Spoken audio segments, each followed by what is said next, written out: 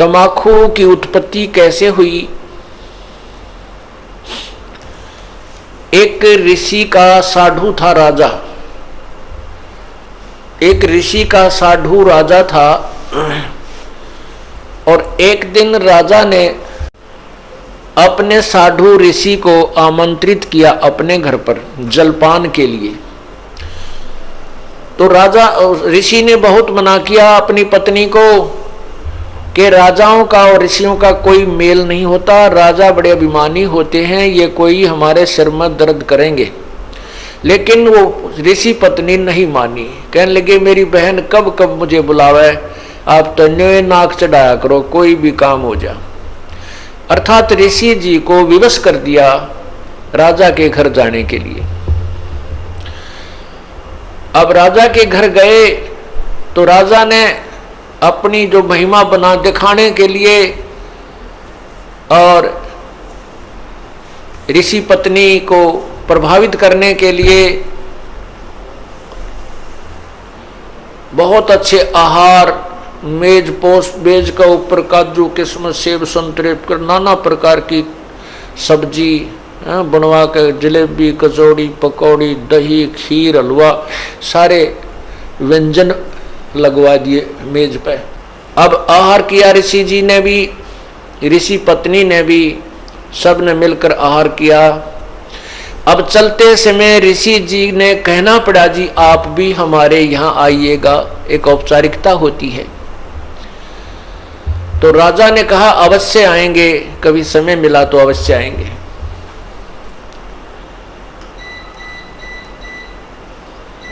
एक दिन वो समय मिल गया, राजा ने संदेशा भिजवा दिया कि हम आ रहे हैं।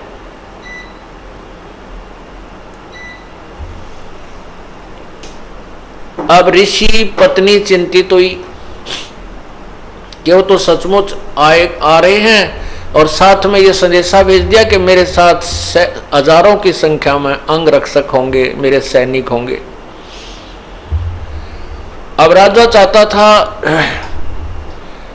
कि ऋषि को नीचा दिखाना, ये एक बूंदी बीमारी है साधु, ये दिखाना चाहता था कि मैंने ऐसे ऐसे आहार कराए हैं और ये ऋषि जी कुछ नहीं करा पाएगा, इसकी मिट्टी पलीत होगी। और परमात्मा कहते हैं कबीरा सब जग निर्धना, धनवंता ना कोई, धनवंता सो जानियो जप राम नाम धन होए।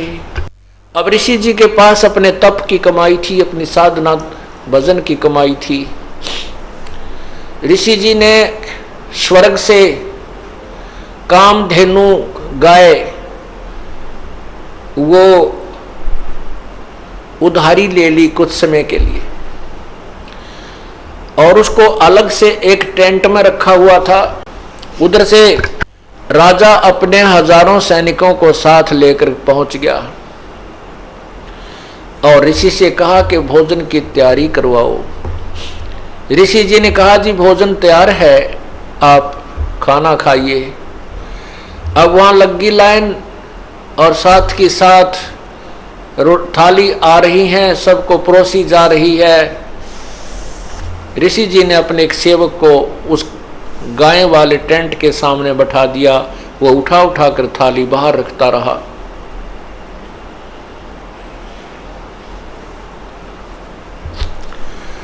अब जब सब सैनिकों ने खाना खा लिया और ऐसा स्वादिष्ट भोजन उन्होंने कभी नहीं खाया था, तब राजा ने पूछा कि हे ऋषि जी आपके पास ना कहीं कोई भोजन बनाने की व्यवस्था नजर आ रही है, ना किधर को चूल्हा डाल रखा तुमने, ना कोई हलवाई बुला रखा, ये ऐसा भोजन स्वादिष्ट भोजन कहाँ से आ रहा है? तब राजा ने बताया कि मेरे पास एक कामधेनु गाय है और उसमें यह शक्ति होती है कि वो चाहे पूरी पृथ्वी जीव जा भोजन खा ले, पूरी पृथ्वी के प्राणी, तो भी उसका अंत नहीं आता है। तो राजा के अब साधु की यारी दोस्ती इतनी होती है, अब राजा की नीत में खोट आ गया।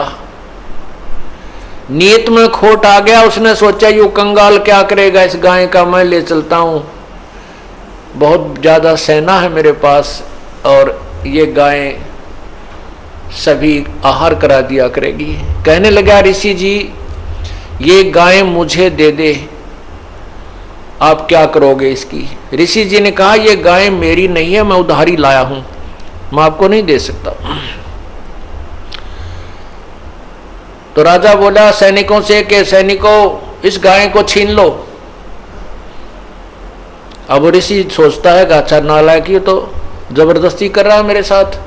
तब उस ऋषि ने कहा हे गौ माता आप अपने स्वदेश लौट जाइए, मैं विवश हूं। इतना कहते ही वो टेंट के ऊपरले हिस्से को पाड़ती हुई और गाय आकाश की तरफ, स्वर्गलोक की तरफ चल पड़ी।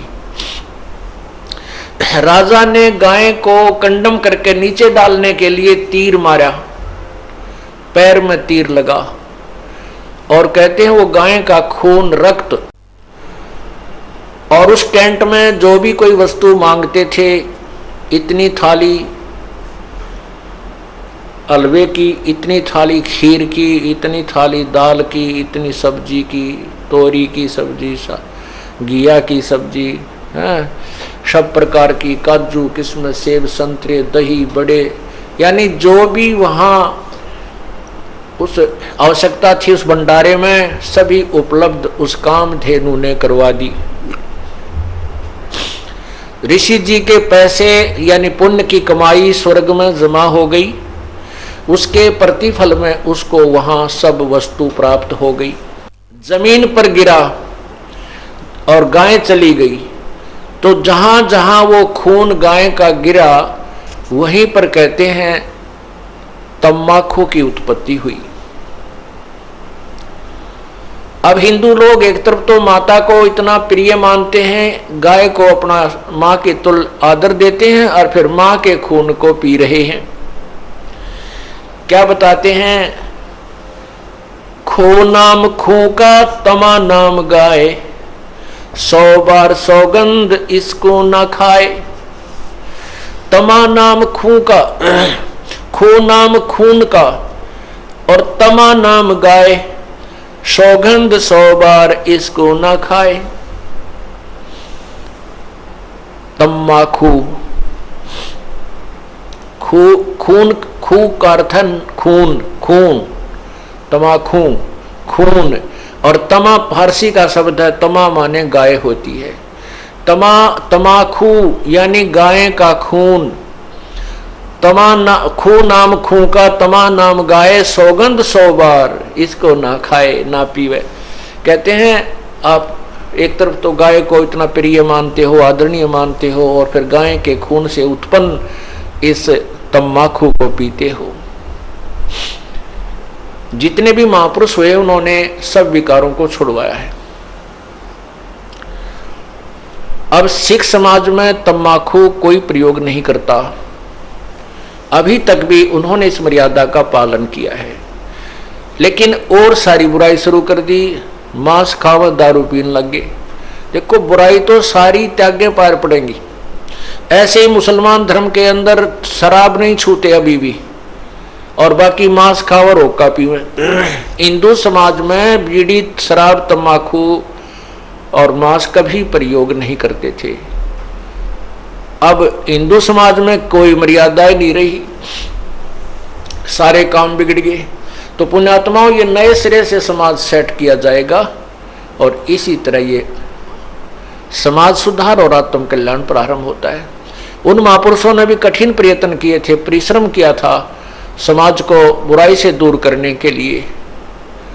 आज भी वही चल रहा है और बहुत निर्मल समाज बन रहा है। छोटे छोटे बच्चे भी ये पूछते हैं, एक बार मेरा हाथ लग गया, मेरे पापा की गोद में बंडल था, महाराज जी मेरा नाम तो नहीं टूट गया। रो रहा था वो बच्चा। मैं कहा बेटा ऐसे नहीं टूटता, वो तो वैसे लग गया हाथ, गंद का समझ लो, भाई गोबर में हाथ लग जा, धो ले अपने ने। हाँ उसको उठा के देना, ला के देना, पीने उक्का भरना, उसमें नाम टूट जाएगा, वो खंड हो जाएगा।